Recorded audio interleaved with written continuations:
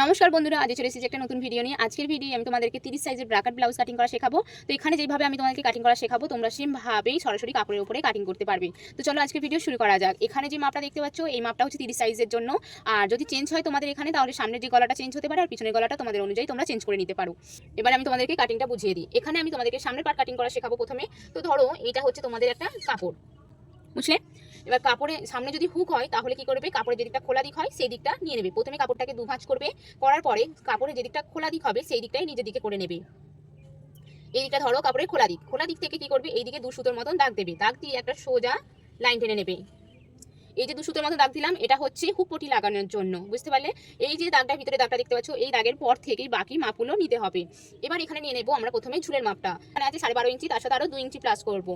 2 ইঞ্চি plus করলে আসবে কত, 14.5 ইঞ্চি। তাহলে একদম এখান থেকে এখান পর্যন্ত নিয়ে নেবো 14.5 ইঞ্চি। তো নিয়ে নিলাম। নেওয়ার পরে এবার নিয়ে নেবো আমরা পুটের মাপটা। পুটের মাপ সবসময় কি করতে হয়, পিছনে গলার ডিপ অনুযায়ী পুটের মাপ নিতে হয়। পিছনে গলার ডিপ আছে এখানে 8 ইঞ্চি, সেই জন্য এখানে পুট নিয়ে নেবো 5.5 ইঞ্চি। দেখো এই যে মাপটা নিলাম সেটা কিন্তু এই বাইরের যে কাপড়টা আছে সেখান থেকে নেবো না, যে 2 সুতোর মাপটা নিয়ে দাগটা টেনেছিলাম তারপর থেকেই নিতে হবে। এখানে পুট নিয়েছি 5.5 ইঞ্চি, তার সাথে আরও 1/2 ইঞ্চি প্লাস করে নিয়ে নেব মোহরার মাপটা। পুট যা হবে তার সাথে 1/2 ইঞ্চি প্লাস করে নিয়ে নিতে হবে মোহরার মাপ। মোহরা যেখানে শেষ হয়েছে তারপরে নিয়ে নিতে হবে ছাতি 4 ভাগের 1 ভাগ। ছাতি কত আছে 30 ইঞ্চি, তার 4 ভাগের 1 ভাগ কত 7.5 ইঞ্চি। তার সাথে আরও নিয়ে নেব 1.5 ইঞ্চি মার্জিনের জন্য। এই যে এক্সট্রাটা এটা ভবিষ্যতে যদি লুজ করতে হয় সেই জন্য। আর এখানে যে কোণটা তৈরি হয়েছে দেখতে পাচ্ছ এই কোণ থেকে এই বরাবর নিয়ে নেব 1 ইঞ্চি। নেওয়ার পরে এইভাবে মোহরা শেপটা দিয়ে দেবো। দেওয়ার পরে কি করতে হবে, ফিতে নেবে। ফিতে যে দিকটা 1 লেখা থাকে সেইখানে এই ফিতেটাকে এইভাবে রাখবে, যে দিকটা 1 লেখা থাকে রেখে এইভাবে ফিতেটাকে ঘুরিয়ে ঘুরিয়ে মেপে নেবে। যেখানে মোহরার হাফ হবে, মোহরা কত আছে 14 ইঞ্চি, তার হাফ কত 7 ইঞ্চি। যেখানে 7 ইঞ্চি টাচ করবে সেখানেই দাগটা দিয়ে দেবে। এটা হচ্ছে পিছনের মোহরা শেপ, আর পিছনের মোহরা শেপটাই আমাদেরকে মেপে নিতে হয়।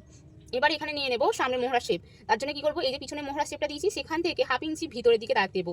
দিয়ে এইভাবে পিছনের মোহরা শেপটার জন্য দাগ দিয়ে দেবো। এটা হচ্ছে পিছনে নয়, এইভাবে সামনের মোহরা শেপটার জন্য দাগ দিয়ে দেবো। এবার এখানে নিয়ে নেবো গলার চওড়া এখানে নেবো 2.5 ইঞ্চি। আর এখান থেকে এবার গলার ডিপটা নিয়ে নেবো। এখানে গলার ডিপ আছে 5 ইঞ্চি, তার সাথে আরও 1/2 ইঞ্চি প্লাস করে নেবো, কারণ 1/2 ইঞ্চি পুট সেলাই চলে যাবে সেই জন্য। তাহলে 5.5 দাগ দিয়ে দেবো। ওপরে যে মাপটা নিচে 2.5 ইঞ্চি, নিচেও 2.5 ইঞ্চিতেই দাগ দিয়ে দেবো। দিয়ে এভাবে বক্স বানিয়ে নেবো। নেওয়ার পরে এবার এখান থেকে আমি রাউন্ড শেপ দিচ্ছি, তোমরা চাইলে যে কোনো ডিজাইন ড্র করতে পারো।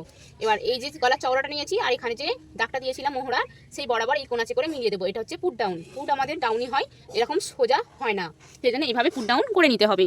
এখানে ঝুলের মাপ আমাদের নেওয়া হয়েছিল সেই বরাবর নিয়ে নেবো কোমরে 4 ভাগের 1 ভাগ। কোমর কত আছে 24 ইঞ্চি, তার 4 ভাগের 1 ভাগ হচ্ছে 6 ইঞ্চি। 6 ইঞ্চিতে দাগটা দিয়ে দেবো। আরও নিয়ে নেবো 1.5 ইঞ্চি মার্জিনের জন্য। এবার ছাতির 4 ভাগের 1 ভাগের সাথে আর মার্জিন এইভাবে মিলিয়ে দেবো। পয়েন্ট প্লাস 2.5 ইঞ্চি, পয়েন্ট কত আছে দেখো 9 ইঞ্চি, তার সাথে 2.5 ইঞ্চি যোগ করলে আসবে কত 11.5 ইঞ্চি। তাহলে একদম ওপর থেকে ফিতেটাকে রাখবো, রেখে দাগ দিয়ে দেবো 11.5 ইঞ্চিতে দেবে। দিয়ে সোজা লাইন টেনে নেবে। এই যে লাইনটা টানলাম এই লাইন থেকে ওপরের দিকে 1 ইঞ্চি দাগ দিয়ে দেবো। এইটাও যে কোনো সাইজের জন্য সেম থাকবে। 1 ইঞ্চিতে দাগ দিয়ে এইভাবে লাইনটার সাথে হালকা হাতে শেপ দিয়ে মিলিয়ে দেবে। খাপের মাপটা 30 ইঞ্চি, ছাতি অনুযায়ী এখানে খাপ হবে 4.5 ইঞ্চি। 4.5 ইঞ্চিতে দাগটা দিয়ে দেবো। এবার গলার কাছে দিয়ে দেবো 1 ইঞ্চি। এবার এখানে যে শেপটা দেবো সেইটার আমি সহজ একটা উপায় তোমাদেরকে বলে দিচ্ছি। স্কেল নেবে, স্কেলটাকে কি করবে, যেখানে খাপের জন্য দাগ দিয়েছো সেই বরাবর এইভাবে সোজা করে রাখবে। এরকম টেরা করে রাখবে না, এরকমভাবেও রাখবে না, একদম সোজাভাবেই রেখে দেবে। রেখে দেওয়ার পরে এইভাবে সোজা একটা লাইন টেনে নেবে। তাহলে যেখানে গলার 1 ইঞ্চিতে দাগ দিয়েছো সেই বরাবর স্কেলটাকে এইভাবে রাখবে। হালকা এখানে ক্যারাচে করে রাখতে হবে। দেখতে পাচ্ছ স্কেলটাকে আমি ক্যারাচে করে রেখেছি। রেখে এইভাবে এইখানেও লাইনটা টেনে নেবে।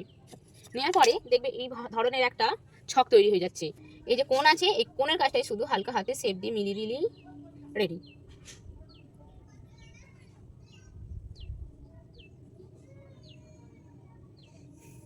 এখানে যে আমি শেপটা দিয়েছি কত সহজভাবেই হয়ে গেল, আমি মুছে দিচ্ছি তোমরা বুঝতে পারবে। এখানে যে শেপটা দিলাম কত সহজভাবেই হয়ে গেল, তোমরা খুব সহজভাবেই এই জিনিসটা করে নিতে পারবে।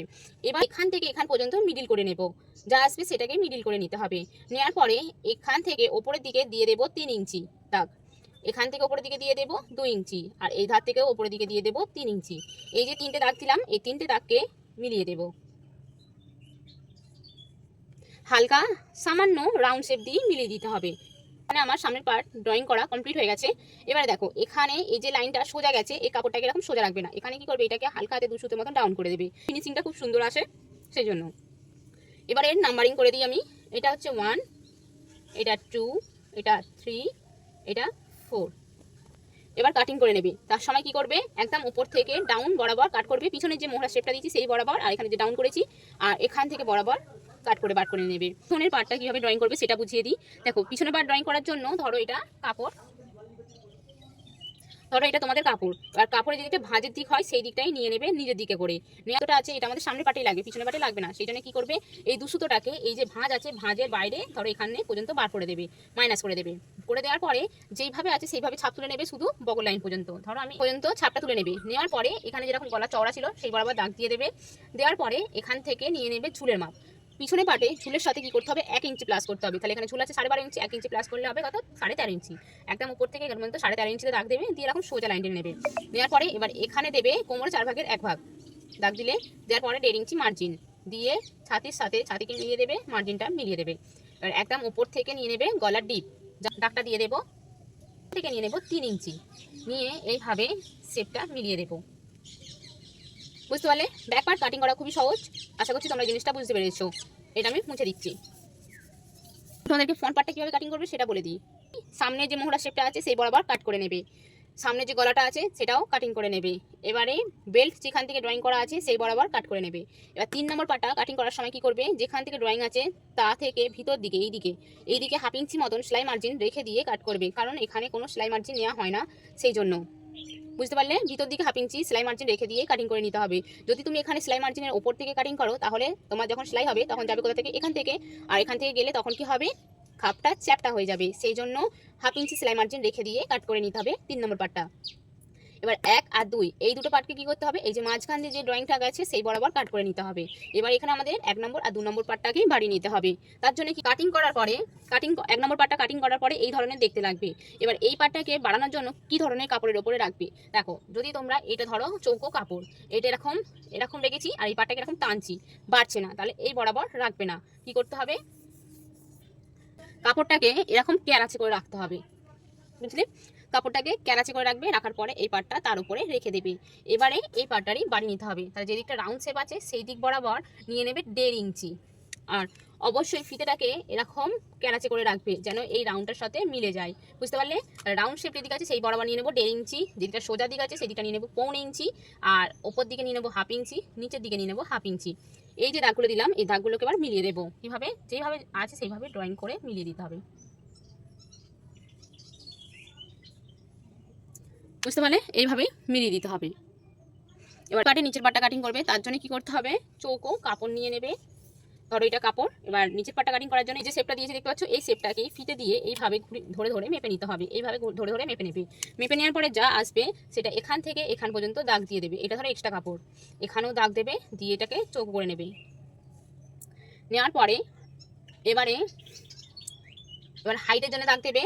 ছাতি হচ্ছে কত, 30 ইঞ্চি, সেই জন্য এখানে হাইটের জন্য 3.5 ইঞ্চিতে, 3.5 ইঞ্চিতে দাগ দেবো, এদিকেও 3.5 ইঞ্চিতে দাগ দেবো। দেওয়ার পরে এখানে একটা বক্স বানিয়ে নেবো। নেওয়ার পরে এবার কি করব, ওপর থেকে এদিকে 1/2 ইঞ্চিতে দাগ দেবো আর নিচে থেকে 1 ইঞ্চিতে দাগ দেবো, দিয়ে এটাকে শুধু মিলিয়ে দেবো। বুঝতে পারলে? এভাবে মিলিয়ে দিতে হবে। এটা হচ্ছে আমার 2 নম্বর পার্ট। টেকিংয়ের জন্য দাগ দেবো। টেকিংয়ের জন্য দাগ দেওয়ার জন্য কী করতে হবে, এখানে আমাদেরকে মনে রাখতে হবে যে আমরা খাপের মাপটা কত নিয়েছিলাম কত, 4.5 ইঞ্চি। আর এবার এই যে শেপটা দিয়েছি এইটা কত আসছে, এখানে আসবে 7 ইঞ্চি মতন। 7 ইঞ্চি আসলে এই 7 ইঞ্চি 2 সুতো আসবে। এখান থেকে এবার 1.25 ইঞ্চি আমাদেরকে বাদ দিতে হবে। কারণ 1.25 ইঞ্চিটা কেন বাদ দিতে হচ্ছে, দেখো 2 সুতো আমাদের হুকপটি লাগানোর সময় চলে যাবে, আর এই পার্টটার সাথে 2 নম্বর আর 3 নম্বর পার্টটা জয়েন করার সময় এখানে মার্জিন চলে যাবে। সেই জন্য আমাদেরকে 1.25 ইঞ্চি বাদ দিতে হবে। তাহলে 1.25 ইঞ্চি বাদ দিলে 4.5 থাকবে। 4.5 থেকে 4.5 মধ্যে কতটা গ্যাপ আছে, 2 ইঞ্চি। তাহলে 2 ইঞ্চিকে হাফ করে নেব। তাহলে এখানে নেব 1 ইঞ্চি, এখানে নেব 1 ইঞ্চি, এই হচ্ছে মিডিল, এদিকে 1 ইঞ্চি আর এদিকে 1 ইঞ্চি, টোটাল হচ্ছে 2 ইঞ্চি টেকিং। বুঝতে পারলে? এইভাবে টেকিংটা দিয়ে দেবে। আমি তোমাদেরকে প্রত্যেকটা পার্ট স্টেপ বাই স্টেপ বুঝিয়ে দিয়েছি। আশা করছি তোমরা এটা বুঝতে পেরেছো। যদি তোমাদের কোথাও অসুবিধা হয়ে থাকে আমাকে অবশ্যই কমেন্ট করে জানাবে। আমি তোমাদের সেখানে প্রবলেম হলে সেটা সলভ করে দেবো। আজকের মতন এটুখানি। ভালো থাকবে, সুস্থ থাকবে, আবার দেখা হবে নতুন ভিডিওতে। টাটা।